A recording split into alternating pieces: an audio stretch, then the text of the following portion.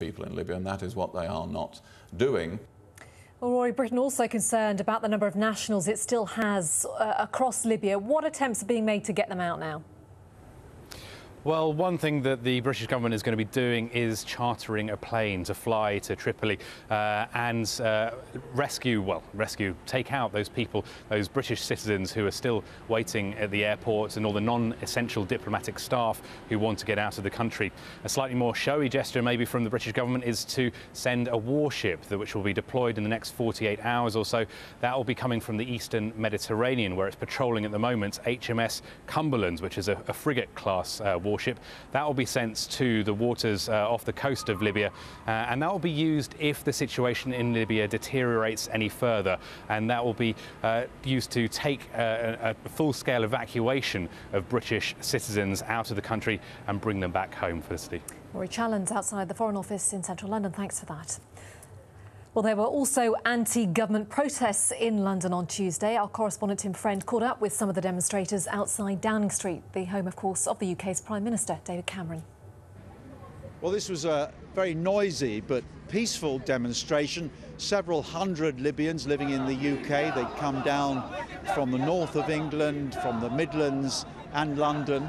And their main demand initially was for a no-fly zone over Libya, because what they're primarily concerned about is Colonel Gaddafi using his own troops to fire on civilians. But of course they also want him to go as soon as possible. One of the people here demonstrating was Enes Sanusi, a Libyan exile. Enes, do you think Colonel Gaddafi is about to leave office? Do you think that is going to happen? No, in Gaddafi's own words, he does not hold office. He's just one of the people. The international community needs to recognise that, in fact, he's not a head of state. There is no state. They are dealing with a mob. The Libyan state, the people of the Libyan state are held hostage right now by that mob. Gaddafi and his son, with whatever powers bestowed upon him, have both vowed to kill and destroy the country if they were to step down. And the international community should not give them any space to continue to operate as the mob that they have been for the last 42 years. It must be very hard for you and the others here when you have relatives back in Libya and you know they are perhaps in danger, and perhaps you have a sense of frustration that you can demonstrate, but there's not much else you can do.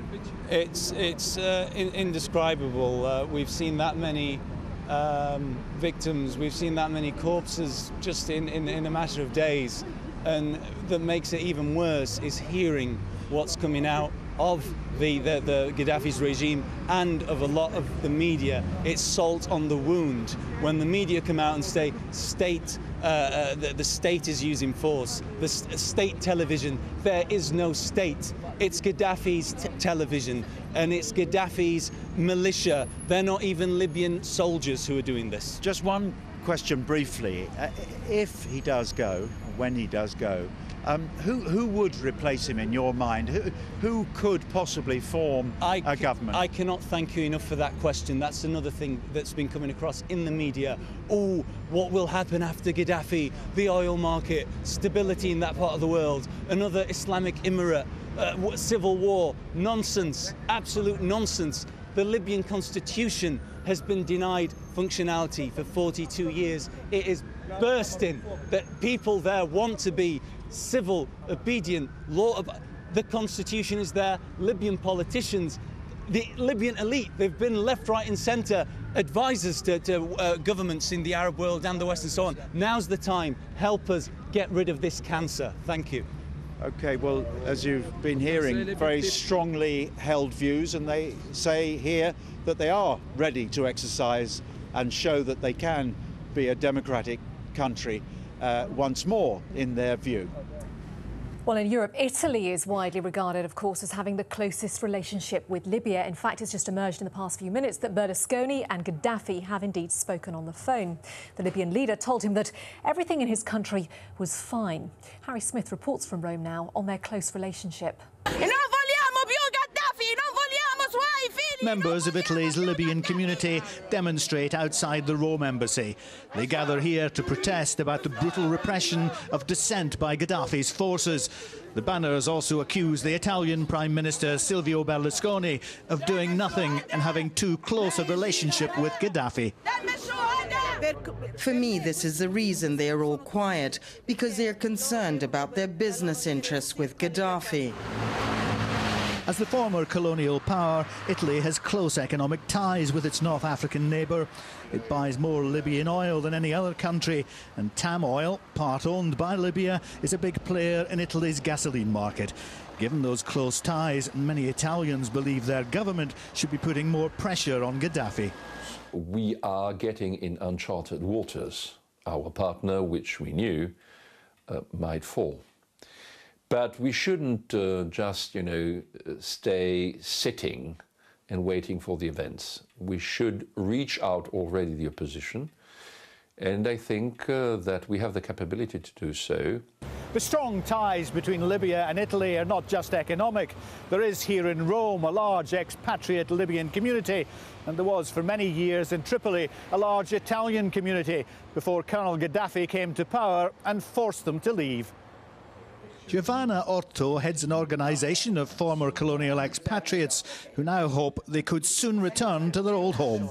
I am very, very near to this family. I have a lot of friends there, and I hope to see them soon in a different way. Like many in Italy, she follows events across the Mediterranean closely, with increasing hope and expectation of historic change. And Harry joins me live now from the Italian capital, Rome. And first of all, Harry, tell us what more you know, if anything, about this call between Berlusconi and Gaddafi.